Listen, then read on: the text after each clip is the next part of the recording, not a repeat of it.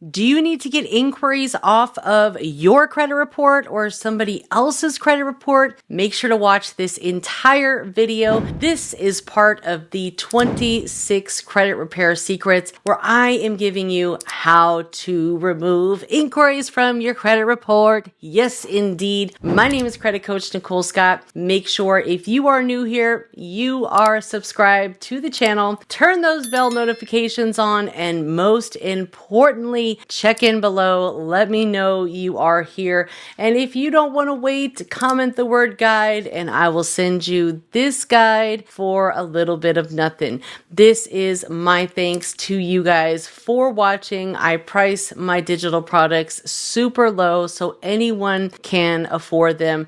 And all that you have to do is spend the time to read, learn, and most importantly, take action. So let's go ahead and get started. How do you get those inquiries off your credit report that are old, outdated, maybe you didn't get approved for it, whatever the case may be? Because if you are following and you have followed from video 1, we talked about the inquiries part of your data when it comes to your credit report. You really want to work on those data points, and inquiries are actually 10% of your credit. Inquiries are part of that whole new accounts category.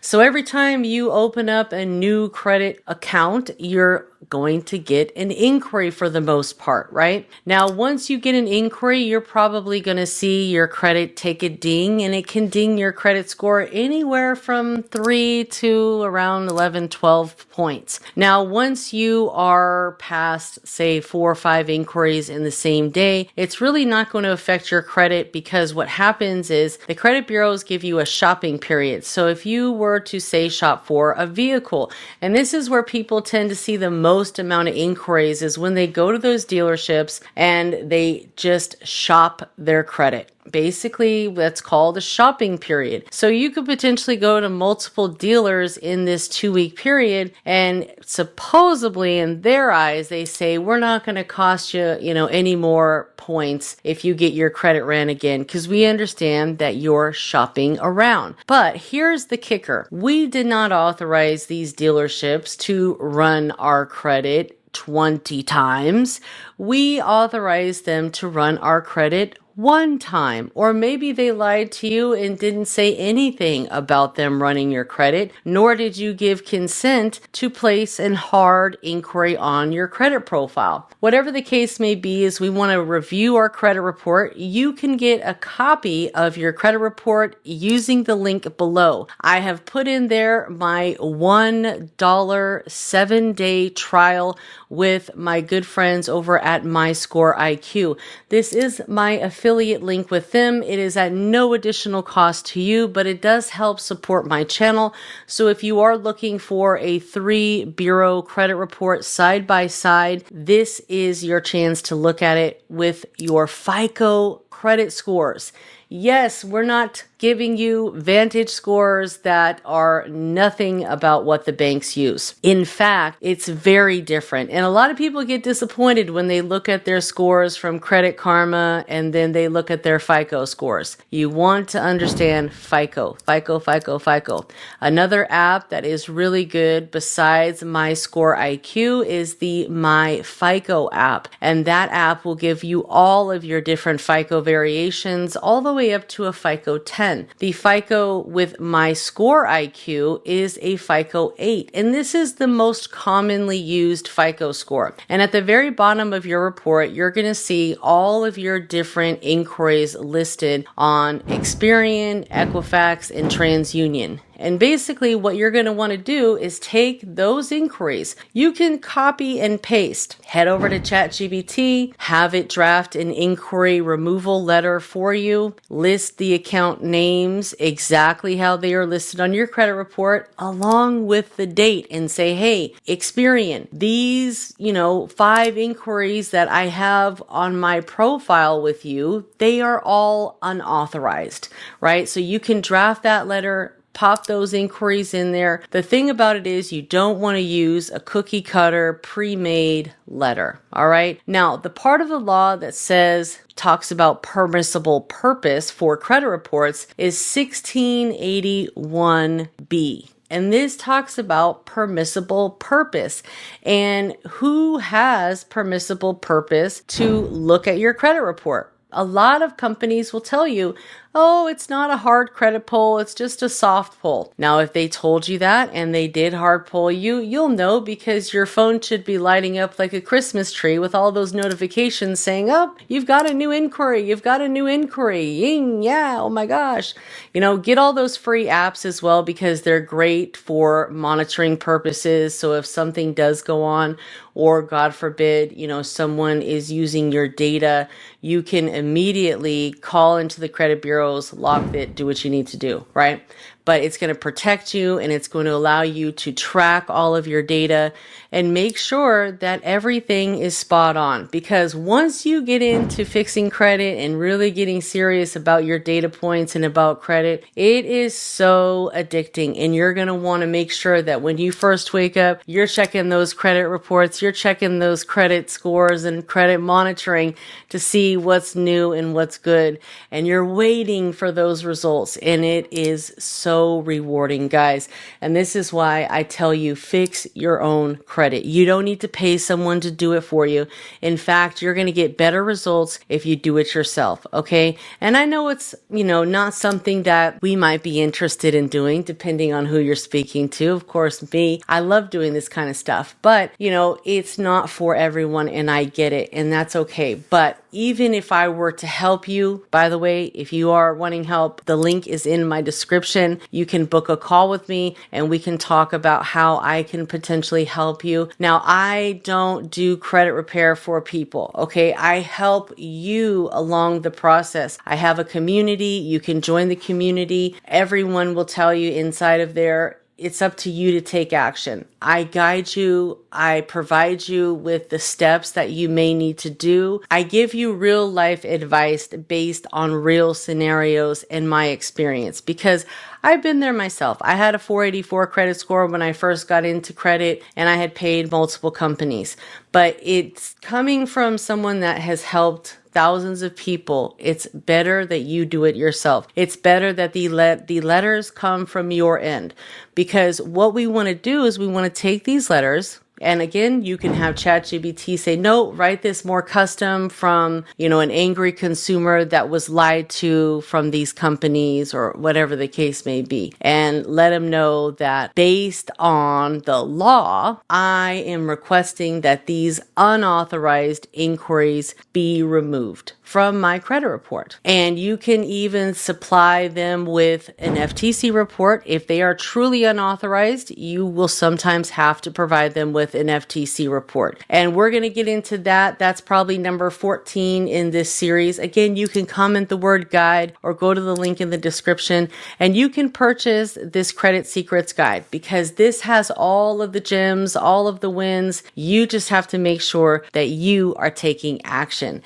Okay. And, using ChatGPT, you can easily draft these letters, put them in Microsoft Word or even a Google Doc file so you have it saved. And next time you need to send a letter in, hey, you've got a draft right here. You can just adjust it or resend it in. You've got proof of what you sent in to the credit bureau. So God forbid you do have to hire a lawyer to help you or make additional complaints to the CFPB, Better Business Bureau. We talked about that in video number 1 it was, but you're going to have to really get down and dirty sometimes with these credit bureaus because they oftentimes don't want to listen. Or oftentimes, if you've had credit repair in the past, your file might be listed or labeled as potential credit repair. So they just ignore your request. That's why it's so important when you do send these letters, you send them from your zip code. You send them certified mail return receipt from your postal place. You receive the proof that they signed off for it. You can also upload a copy of all of your information.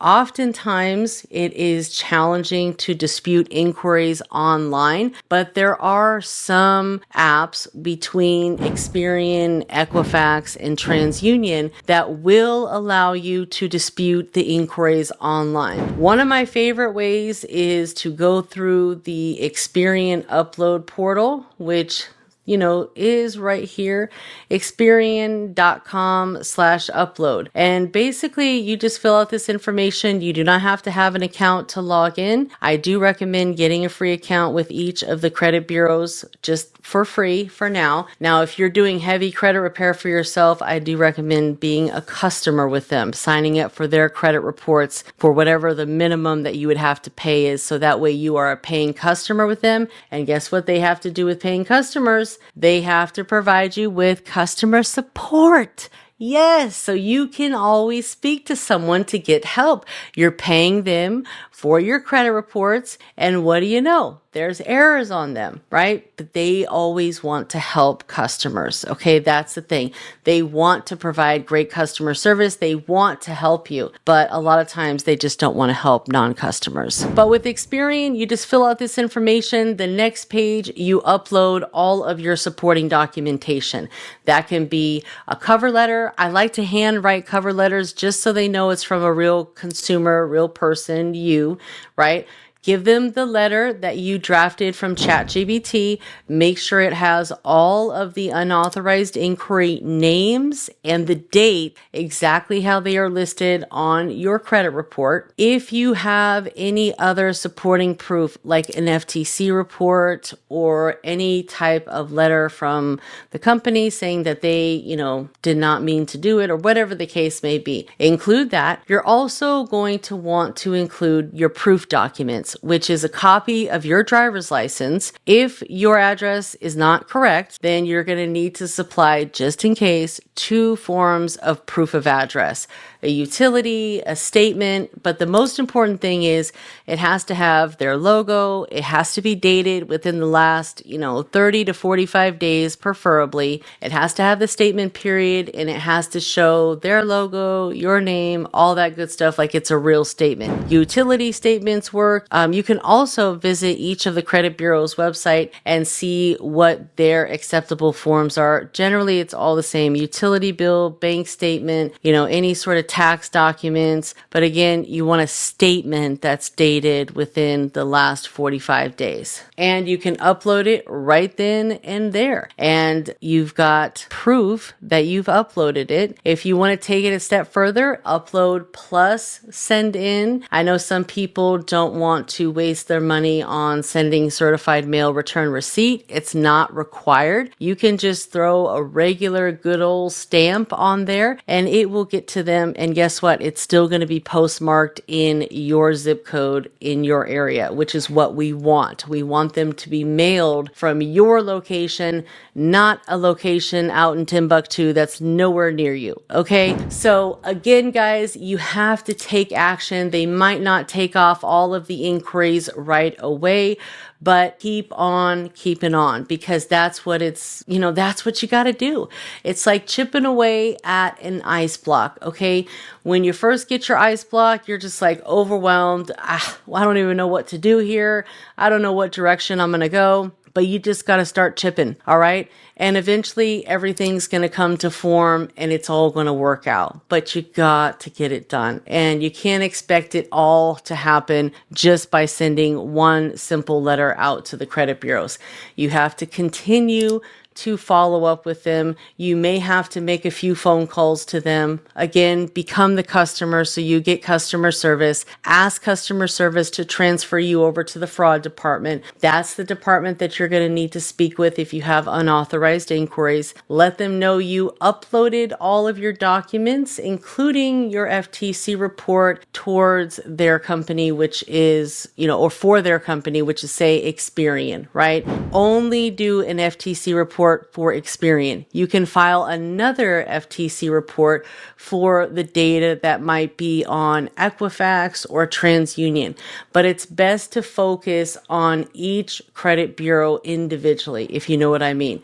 And you can create an account with the FTC so that way you can file multiple accounts, because oftentimes you're limited on the information that you can put in there. You can only list 3 inquiries on an FTC report. If you have more than 3 inquiries, then you can go ahead and list them in the personal statement. But each inquiry name and date must be listed on that FTC report in order for them to really take quick and swift action to get it off of your credit report.